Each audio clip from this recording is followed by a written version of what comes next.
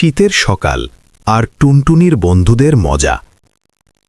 একটি শীতের সকাল, চারদিকে কুয়াশা আর ঠান্ডা হাওয়া, গাছের পাতায় পাতায় শিশির ঝিলমিল করছিল। ছোট্ট গ্রামটির মাঠে তখনও সূর্য ঠিকমতো ওঠেনি। রিমি, টুনি আর বাবু, এই তিন বন্ধু সকালে ঘুম থেকে উঠে জানালার পাশে এসে দাঁড়াল। বাইরে তাকিয়ে রিমি বলল, ওহ, কি সুন্দর কুয়াশা। মা তাদের গরম গরম খিচুড়ি আর এক গ্লাস দুধ দিলেন।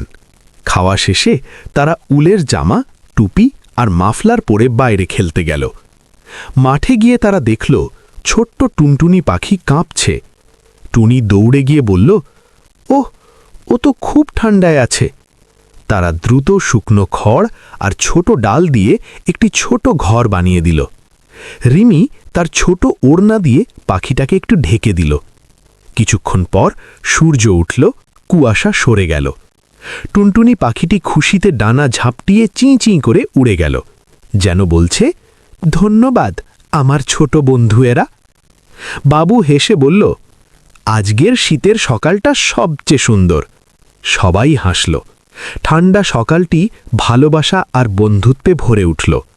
শিক্ষা: ভালোবাসা আর দয়া করলে শীতের সকালও উষ্ণ হয়ে ওঠে।